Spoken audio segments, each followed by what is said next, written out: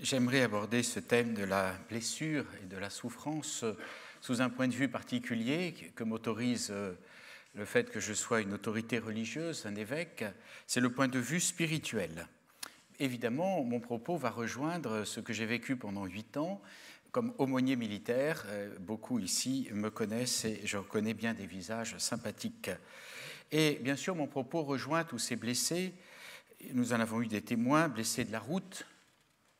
Ça nous arrive, blessés à l'entraînement, blessés de catastrophes naturelles, blessés de la vie, blessés de la guerre, bien sûr, tous nos soldats blessés, amputés, partiellement détruits dans leur corps ou leur psychisme, souvent, que j'ai eu la grâce souvent de rencontrer dans nos antennes, depuis nos antennes chirurgicales jusque dans nos hôpitaux militaires. J'ai d'ailleurs eu la chance d'habiter pendant plus de 5 ans aux Invalides, à quelques centaines de mètres d'ici.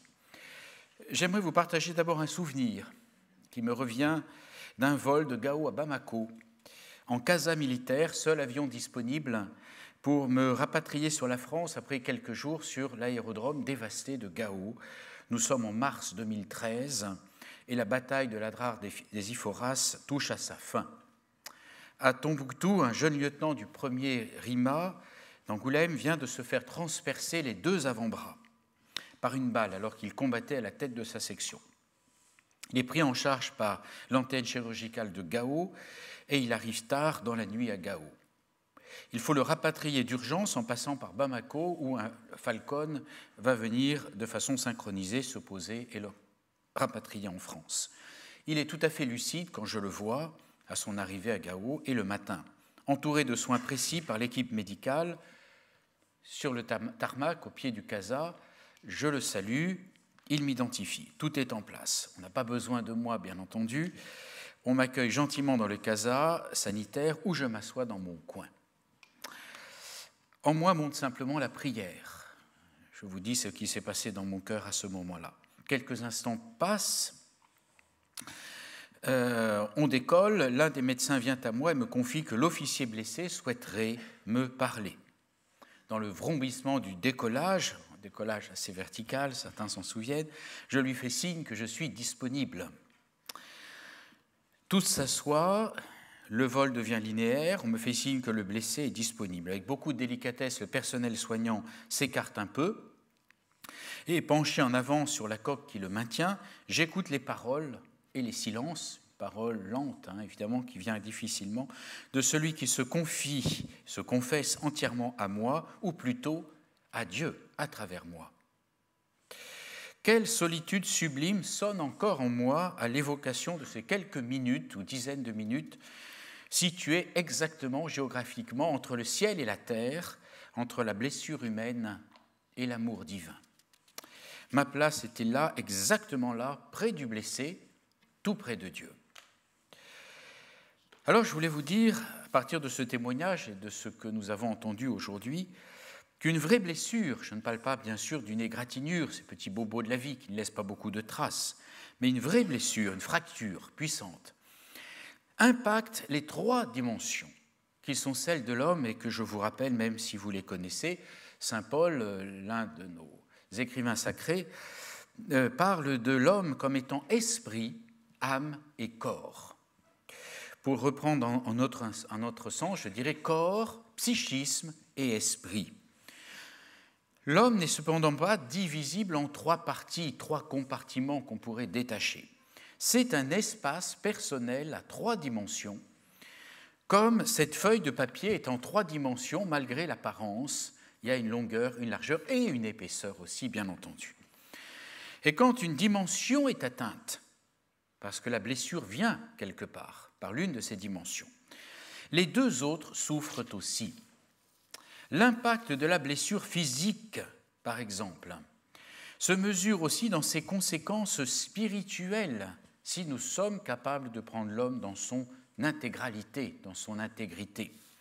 Et les dégâts visibles, même si les dégâts visibles sont avant tout corporels, je pense à une blessure par balle, une blessure par IED, ils ont été nombreux nos blessés, l'impact de la blessure psychique aussi se mesure dans ses conséquences spirituelles, même si les dégâts visibles, les comportements par exemple, sont avant tout psychologiques. Je pense au SPT, à ces stress ou au syndrome post-traumatique, toutes ces dérives du psychisme lorsqu'il est confronté à des impacts trop lourds pour lui. Et inversement, les blessures spirituelles ont de nombreuses et très douloureuses résonances dans le psychisme et dans le corps humain. Qu'est-ce que j'entends par blessure spirituelle? Dans notre tradition, nous pourrions parler de péché, mais l'on peut très bien me rejoindre. Un amour rompu, un mensonge, une démission volontaire, une lâcheté, un manque de courage, par exemple. Ça peut nous arriver à chacun d'entre nous. Les blessures spirituelles sont nombreuses, absolument concrètes. Quand je parle de l'esprit, je ne parle pas de quelque chose de détaché de ce que nous vivons. Elles ne laissent pas indemne l'homme dans son intégralité, parce qu'il y a en l'homme une dimension spirituelle toujours impliquée dans la blessure. Et pour cela, je fais un peu de pub pour mon successeur, qui est ici dans la salle, il faut un homme particulier pour assister nos soldats et les familles de nos soldats dans cette dimension particulière spirituelle. Ce sont les aumôniers militaires. Alors vous comprenez que tout ça serait à examiner, quelle que soit l'origine de la blessure, dans sa dimension intégrale et dans sa dimension spirituelle, que la blessure soit d'abord spirituelle dans ses impacts, ou qu'elle commence par le psychisme ou le corps dans son impact et ses conséquences spirituelles. Et puis le titre, la blessure et la souffrance, m'invite maintenant à vous parler, dans cette dimension spirituelle, de la souffrance. Blessure, souffrance au point de vue spirituel. Alors là aussi, je vais vous affirmer peut-être quelque chose qui vous prendra de court, mais il n'y a de souffrance que spirituelle. Il y a des blessures physiques, psychiques, bien sûr, etc. Il n'y a de souffrance que spirituelle. Je m'explique. Ce qui caractérise l'esprit humain, c'est la liberté. Sans liberté, l'esprit n'est pas encore pleinement lui-même. Il balbutie aux portes de notre psychologie, de notre psychisme.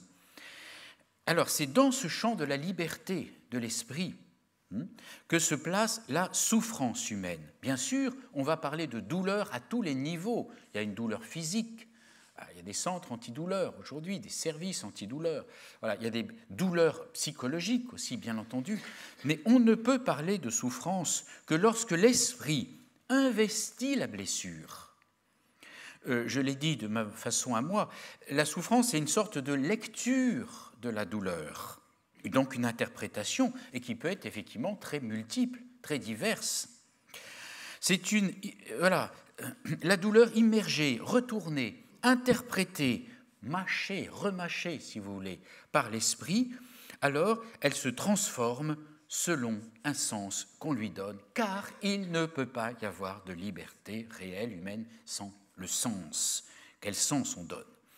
Bien sûr, en général, on ne saisit pas la source de la souffrance, ces questions que nous nous posons souvent. Pourquoi moi? Pourquoi elle? Ou que nous ne nous posons pas, mais qui peut arriver qu'on se pose. Pourquoi si jeune? Pourquoi dans ces circonstances? Bien sûr.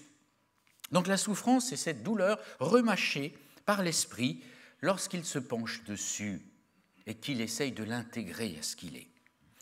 Alors que va faire l'esprit de la douleur lorsque cet esprit agit en liberté, alors que la douleur est là présente ou douleur passée dont les effets sont présents? Alors évidemment, et c'est par là que je voudrais conclure, à cette question, les réponses sont innombrables, et j'oserais même dire, chaque personne a sa réponse. Mais il y a évidemment des réponses théoriques données par nos courants de spiritualité, par nos religions, par nos philosophies. Alors, j'aimerais achever mon propos d'aujourd'hui par une façon, peut-être, quelques éléments que je pioche dans une grande philosophe contemporaine que vous connaissez certainement, puisqu'elle fut, vous le savez, résistante. Elle est morte à Londres en 1943. Il s'agit de Simone Weil, dans un de ses ouvrages qui s'appelle « La pesanteur et la grâce », voilà, qui est un recueil de quelques-unes de ses pensées. Et je voudrais extraire quatre pensées qui seraient là, dont il faudrait débattre, bien entendu, précieuses peut-être pour essayer de comprendre cette absorption, cette intégration de la douleur par l'esprit pour qu'elle devienne souffrance. Je la cite. Première idée. Le faux Dieu change la souffrance en violence. Le vrai Dieu change la violence en souffrance. C'est pour ça que j'ai un papier, je ne voulais pas me permettre de manquer les formules qui sont d'une précision extrême, comme toujours chez Simone Weil. Autrement dit, le temps ne doit pas faire, par ce travail de l'esprit, de la souffrance continuée, une vengeance accumulée. C'est une sagesse. Il suffit déjà que le crime blesse aussi l'esprit. Deuxième pensée de notre Simone Weil. La patience consiste à ne pas transformer la souffrance en crime. Mais parce que cela suffit déjà à transformer du crime en souffrance. Autrement dit, je reprends la parole, le temps ne doit pas faire de la souffrance continuée, il faut absolument que nous soyons sur une posture où le temps joue en faveur de la souffrance qui ne doit pas être transformée en violence. Troisième idée, je ne dois pas aimer ma souffrance parce qu'elle est utile, mais parce qu'elle est. Et après les témoignages que nous avons entendus cet après-midi, ça se passe de commentaires. Je ne dois pas aimer ma souffrance parce qu'elle est utile. Ah, ça te fait du bien de souffrir un peu. Vous voyez la vertu pédagogique de ce genre de phrase. Mais parce qu'elle est. Autrement dit, n'aimons pas la souffrance pour elle-même, aimons-la parce qu'elle fait partie de la réalité. Qu'elle fait partie de la réalité peut-être de ma vie ou de la vie des autres qui m'entourent. Et que l'esprit, et ça c'est toute la pensée de Simone Weil, ne mûrit qu'en face du réel et non pas dans l'imaginaire. Enfin, dernière pensée d'une extrême force de Simone Weil, l'espérance et la connaissance que le mal qu'on porte en soi est fini, pas infini, et que la moindre orientation de l'âme vers le bien ne durera-t-elle qu'un instant, en abolit un peu, et que dans le domaine spirituel, tout bien, infailliblement, produit du bien. Dans le domaine spirituel, elle le précise bien. Infailliblement, elle répète, le bien produit du bien, et le mal du mal dans le domaine spirituel pur. Au contraire, dit-elle, dans le domaine du naturel, y compris psychologique, le bien et le mal se produisent réciproquement, ainsi on ne peut pas avoir de sécurité qu'une fois parvenu dans le domaine spirituel, le domaine précisément où l'on ne peut rien se procurer par soi-même.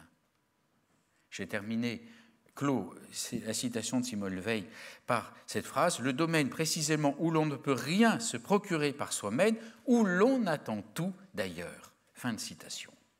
Vous voyez peut-être où je veux en venir. Autrement dit, soyons des hommes profondément intérieurs, même si nous sommes habités par l'enthousiasme de l'action, habités par le silence que j'ai vécu. J'ai parlé tout à l'heure du Mali. On pourrait citer bien sûr ces longues nuits dans le désert. Une pensée bonne produit un bien immense. Cette certitude se nomme espérance. Dans le domaine spirituel, c'est-à-dire celui où nous attendons tout d'ailleurs. Et c'est le mot de la fin qui lève, l'air de rien, une idée grandiose, extraordinaire. Ce domaine du spirituel où l'on attend tout d'ailleurs, ne serait-ce pas précisément la mise en lumière de la grande blessure de l'homme, en tout cas la grande blessure de l'esprit à laquelle nulle potion magique ne peut répondre sur cette terre, nul état de santé ne peut l'abolir sur cette terre, cette blessure singulière n'apparaît-elle pas en nous, quasi de façon automatique ou volontaire, suivant notre démarche spirituelle, lorsque notre esprit se retourne sur lui-même, lorsqu'il sait, lorsqu'il sent qu'il attend tout d'un autre que lui-même. Cette grande blessure de l'homme, face, dans le domaine spirituel, non plus au fini, mais à l'infini. C'est à la fois cruel et enivrant. Cette blessure spirituelle fondamentale, notre tradition biblique, n'est-ce pas, la nomme désir de Dieu. La souffrance de l'infini sonne en nous comme une blessure sans remède. Merci.